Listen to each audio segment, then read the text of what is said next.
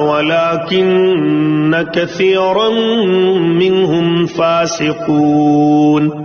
اگر یہ لوگ اللہ پر اور نبی پر اور جو کلام ان پر نازل ہوا ہے اس پر ایمان رکھتے تو ان بت پرستوں کو دوست نہ بناتے، لیکن بات یہ ہے کہ ان میں زیادہ تعداد ان کی ہے جو نافرمان ہیں۔ لَتَجِدَنَّ أَشَدَّ النَّاسِ عَدَاوَةً لِّلَّذِينَ آمَنُوا الْيَهُودَ وَالَّذِينَ أَشْرَكُوا وَلَتَجِدَنَّ أَقْرَبَهُم مَّوَدَّةً لِّلَّذِينَ آمَنُوا الَّذِينَ قَالُوا إِنَّا نَصَارَىٰ ذَلِكَ بِأَنَّ مِنْهُمْ قِسِّيسِينَ وَرُهْبَانًا وَأَنَّهُمْ لَا يَسْتَكْبِرُونَ۔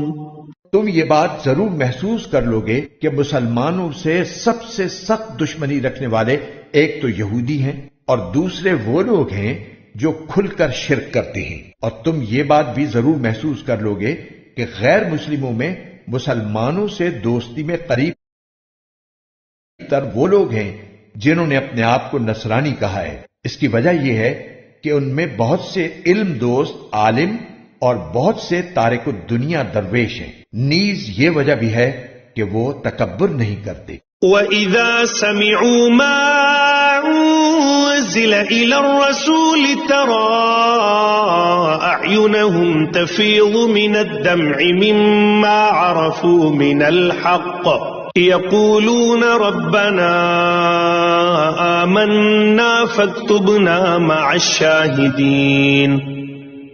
اور جب یہ لوگ وہ کلام سنتے ہیں جو رسول پر نازل ہوا ہے تو چونکہ انہوں نے حق کو پہچان لیا ہوتا ہے، اس لیے تم ان کی آنکھوں کو دیکھو گے کہ وہ آنسوؤں سے بہہ رہی ہیں، اور وہ کہہ رہے ہیں کہ اے ہمارے پروردگار، ہم ایمان لے آئے ہیں، لہذا گواہی دینے والوں کے ساتھ ہمارا نام بھی لکھ لیجئے۔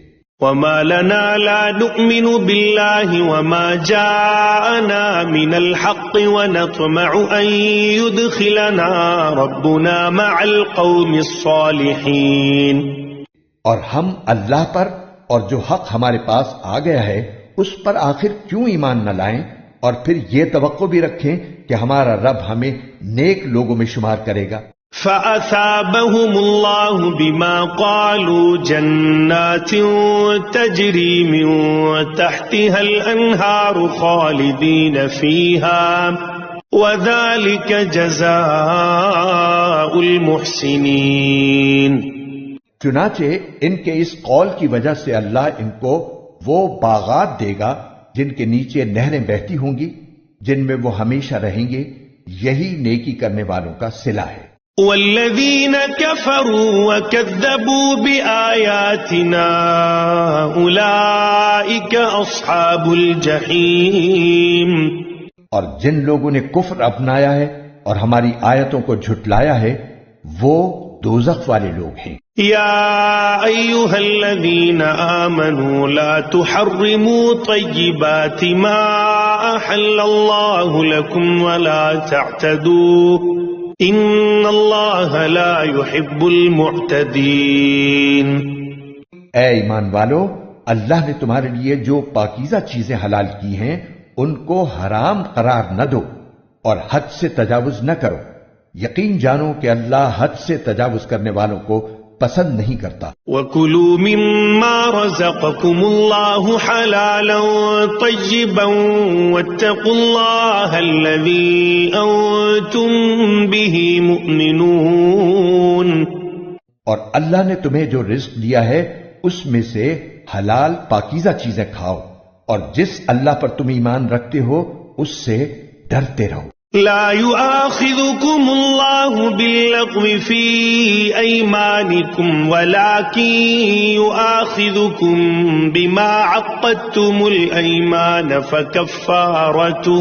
فكفارته إطعام 10 مساكين من أوسط ما تطعمون أهليكم أو كسوتهم أو تحرير رقبة فمن لم يجد فصيام 3 أيام ذلك كفارة أيمانكم إذا حلفتم واحفظوا أيمانكم كذلك يبين الله لكم آياته لعلكم تشكرون۔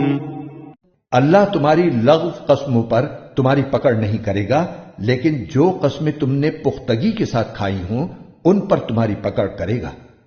چنانچہ اس کا کفارہ یہ ہے کہ 10 مسکینوں کو وہ اوسط درجے کا کھانا کھلاؤ جو تم اپنے گھر والوں کو کھلایا کرتے ہو، یا ان کو کپڑے دو، یا ایک غلام کو آزاد کرو۔ ہاں، اگر کسی کے پاس ان چیزوں میں سے کچھ نہ ہو تو وہ 3 دن روزے رکھے۔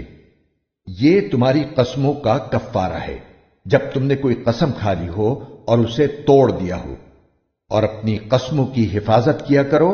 اسی طرح اللہ اپنی آیتیں کھول کھول کر تمہارے سامنے واضح کرتا ہے تاکہ تم شکر ادا کرو۔ يا أيها الذين آمنوا إنما الخمر والميسر والأنصاب والأزلام رجس من عمل الشيطان فاجتنبوه لعلكم تفلحون۔ اے ایمان والو، شراب، جوا، بتوں کے تھان اور جوئے کے تیر، یہ سب ناپاک شیطانی کام ہیں، لہذا ان سے بچو تاکہ تمہیں فلاح حاصل ہو۔